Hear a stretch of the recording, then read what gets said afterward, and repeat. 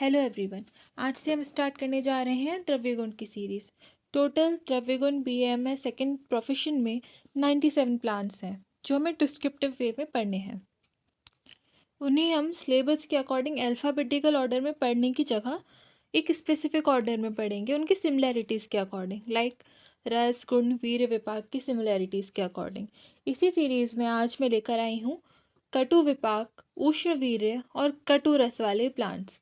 उसमें सबसे पहला प्लांट है कंपिलक, एंड इसके बाद हम पढ़ेंगे चित्रक एंड विडंग नेक्स्ट वीडियोस में। बिकॉज कंपिलक, चित्रक, विडंग इनका रस पंचक एग्जैक्ट सेम है।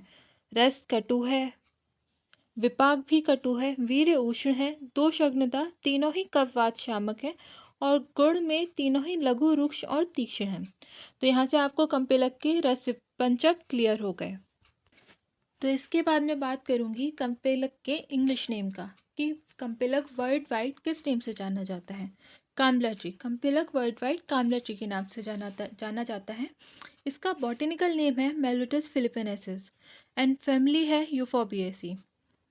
यहाँ पर आप लोगों के लिए क्वेश्चन है कि यूफोबिएसी फैमिली से रिलेटेड और कौन कौन से प्लांट पढ़े हैं, प्लीज़ कमेंट डाउन। अब आते हैं कंपिलक को और किस किस नाम से जाना जाता है, इसके पर्याय। तो पहला पर्याय है कंपिलक। कंपिलक क्यों कहते हैं इसे? क्योंकि ये कंपिल प्रदेश में उत्पन्न हुआ था, इसका ऑरिजिन है कंपिल प्रदेश से, इसीलिए इसे कंपिलक कहते हैं। इसके बाद इसे कर्षक कहते हैं क्योंकि ये रोम युक्त है और खर स्पर्श है, स्पर्श में थोड़ा हार्ड है, खर है। फिर इसे रक्त शमक कहते हैं क्योंकि ये रक्त विकारों का शमन करता है। फिर इसे रक्त चूर्णक कहते हैं क्योंकि इसका जो रज है, जो फ्रूट के ऊपर का पाउडरी पार्ट है, वो रक्त वर्ण का है। इसके बाद इसे रेचन और रेची कहते हैं क्योंकि ये रेचन कर्म करने से मल के साथ कृमि का भी निस्सरण कर देता है। अर्थात मल के साथ हमारे अंदर के, हमारे जो उदर में, हमारे पेट में जो वर्म्स हो जाते हैं उनको भी निकाल देता है। ये व्रण शोधक है, यानी जो वुंड्स हो जाते हैं उनको, उनकी क्लींजिंग में भी काम आता है। इसके अन्य पर्याय हैं कपिलु, कपिलो, कुमकुम, कुमकुमो, रक्तांग आदि। अब बात करें तो इसका संहिताओं में कहाँ कहाँ वर्णन है। चरक संहिता में इसका वर्णन विरेचनोपक गण में किया गया है और शुष्य संहिता में इसका वर्णन श्यामादि गण और अधोभाग हर गण में किया गया है। अब इसका कौन सा पार्ट यूज होता है, अर्थात इसका प्रयोज्यांग क्या है? तो इसका प्रयोज्यांग है फलरज। फलरज क्या है, हम इसे आगे पढ़ेंगे। मात्रा इसकी होती है, यानी डोज है इसकी 1 से 3 ग्राम। विशिष्ट योग है इसका कृमिघातिनी बटी।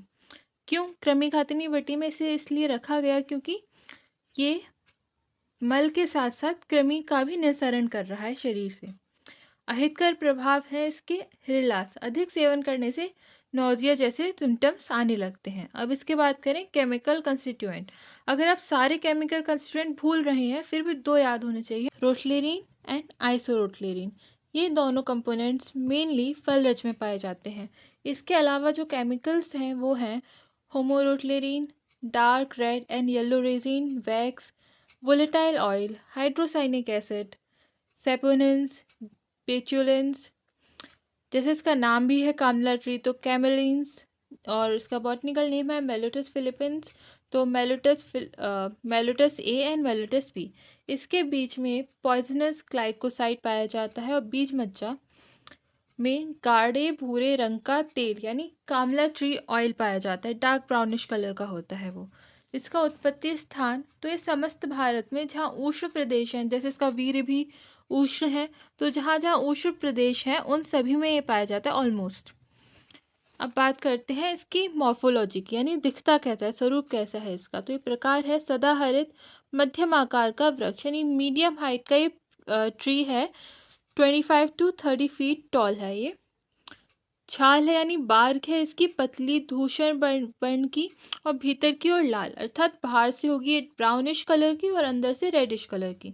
जो पत्र है इसके यानी पत्ते, लीव्स, अनेक आकृति के अलग अलग शेप्स के होते हैं। मेनली होते हैं लटवाकार, लटवाकार आयताकार एंड लटवाकार भालाकार। Means oval and sphere and oval sphere shapes. ऊपर की ओर चिकने होते हैं यानी स्मूथ सरफेस होता है लीव्स का, और अंडर नेथ यानी नीचे की ओर ये मृदु रोमश अर्थात सॉफ्टली हेयरी होते हैं, बहुत ज़्यादा हार्ड चुभने वाले नहीं होंगे, हेयरिश होंगे लेकिन सॉफ्ट होंगे। पत्र का मूल भाग यानी जो लीफ का बेस है उसमें 3 रेड वीन्स मिलेंगी हमें, रक्तवर्णी सिराएं जिन्हें बोलते हैं। अब बात करते हैं फ्लावर्स की। तो इनके फ्लावर्स होते हैं, छोटे होते हैं, एक लिंग यानी यूनिसेक्सुअल होता है, एक प्लांट में एक ही जेंडर, एक ही सेक्स पाया जाता है। इसके अलावा इसके जो फ्लावर्स का कलर है वो श्वेत और पीत यानी वाइटिश येलो कलर के होते हैं। जैसा अभी पता है अलग अलग होते हैं, मेल फ्लावर अलग होगा, फीमेल फ्लावर अलग होगा। तो जो मेल फ्लावर्स हैं वो समूहबद्ध रहते हैं अर्थात एक ग्रुप में रहते हैं, और उनकी जो मंजरी है वो 6 to 10 इंचेस लॉन्ग है। और जो स्त्री पुष्प है यानी फीमेल फ्लावर्स हैं वो एकल यानी अकेले रहते हैं, और उनकी जो मंजरी है वो 2 to 3 इंचेस लॉन्ग है। लेंथ में बहुत डिफरेंस है दोनों के मंजरीज में। अब बात करते हैं फल की यानी फ्रूट की। तो फ्रूट का शेप है इनका स्फेरिकल, जो डायामीटर है 1 से 3 इंचेस इन डायामीटर है, और densely covered with red glandular hair यानी ग्रंथिमय रोम, इसे हिंदी में हम बोलेंगे ग्रंथिमय रोम। तो ये इससे एकदम डेंसली घने तरीके से कवर्ड होते हैं, मतलब एक हेयर स्ट्रक्चर से। अब बात करेंगे फलरज। फलरज को कबीला भी बोलते हैं। कबीला होता क्या है? जो फल के ऊपर रक्त वर्ण का धूलिवत आवरण जो रगड़ने पर फल से पृथक हो जाए यानी अलग हो जाए। एक धूल जैसा एक कवरिंग होती है फ्रूट के ऊपर, जिसको हम रगड़ेंगे हाथ से तो वो फ्रूट से अलग हो जाएगी, सेपरेट हो जाएगी, उसे ही हम फलरज बोलते हैं, और फलरज को ही कबीला बोलते हैं। बीज कैसे होते हैं इसके? गोल होते हैं, राउंड शेप में, चिकने होते हैं और कृष्णवर्ण यानी ब्लैकिश कलर के होते हैं। अब हमने ये तो देख लिया कि इसके पुष्प कैसे होते हैं, फल कैसे होते हैं, फलरज क्या होता है। अब ये मिलते कब हैं? तो पुष्प काल अर्थात फ्रूट्स फ्लावर्स लगते कब हैं? तो फ्लावर्स इसमें शरद ऋतु में लगते हैं, और फल लगने का समय है वसंत ऋतु। और जो कबीला होता है यानी फलरज होता है उसको कलेक्ट करने का टाइम है February to March। अब इसके बाद हम बात करते हैं इसके दोष कर्म की। तो ये मेनली कफ वात शामक है। अब इसके संस्थानिक कर्म देखें तो बाह्य तौर पर ये कुष्ठग्न है, व्रणरोपक है और व्रण शोधक है, यानी कुष्ठ के जितने भी रोग हैं उन्हें कम करता है। व्रण शोधक है यानी जो हमारे वुंड्स हैं उन्हें क्लीन करने का काम करेगा, क्लींजिंग करेगा उनकी। और व्रण रोपण है अर्थात जो वुंड्स है उन्हें हील करने का भी काम करेगा साथ ही। अब आभ्यंतर यानी इंटरनली देखें क्या क्या काम करता है, तो ये पाचन संस्थान है यानी हमारे डाइजेस्टिव सिस्टम में रेचन करता है, यानी मल को बाहर निकालने का काम करता है। क्रमिघ्न है यानी जो हमारे स्टमक में, हमारे कट में जो भी वर्म्स हो जाते हैं, कृमियाँ हो जाती हैं, विशेषतः स्फित कृमि, उसको ये बाहर निकालने का काम करता है। अब ये रक्तवाह संस्थान पे क्या करता है? रक्त का शोधन करता है, ब्लड प्योरीफायर है एक तरीके से। मूत्रवाह संस्थान में अश्मरी भेदक है, ये अश्मरी को खत्म करता है। प्रजनन संस्थान में गर्भ का निरोधन करता है, गर्भ निरोधक है। और त्वक में ये कुष्ठग्न है, हमने बाह्य में भी पढ़ा था ये कुष्ठग्न है, बाह्य यानी एक्सटर्नल यूज, और त्वक पे करेंगे तो भी हम एक्सटर्नली अप्लाई करेंगे, और इंटरनली भी कंज्यूम करेंगे तो ये कुष्ठ का नाश करेगा। देन आते हैं हमारे आमयिक प्रयोग, यानी इसको किस चीज़ के साथ मिलाकर कैसे किस डिजीज में यूज़ करना है ये हम देखते हैं आमयिक प्रयोग में। तो सबसे पहले देखते हैं पित्तज गुल्म में। पित्तज गुल्म में विरेचन के लिए ऐसे मधु के साथ प्रयोग करते हैं, मधु यानी शहद, शहद के साथ कम्पिलक का प्रयोग किया जाता है पित्तज गुल्म में। और व्रण रोपणार्थ यानी वुंड्स की हीलिंग में कम्पिलक शुद्ध तेल का प्रयोग किया जाता है। और कृमि रोग में कम्पिलक चूर्ण को यानी आधा तोला कम्पिलक चूर्ण लेना है और उसमें गुड़ मिलाना है।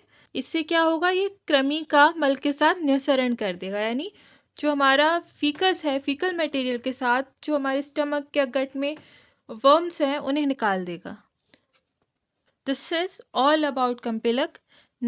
नेक्स्ट इसी सीरीज में हमारे पास बिल्कुल एग्जैक्ट रसपंचक क्या आ रहे हैं, चित्रक एंड विडंग।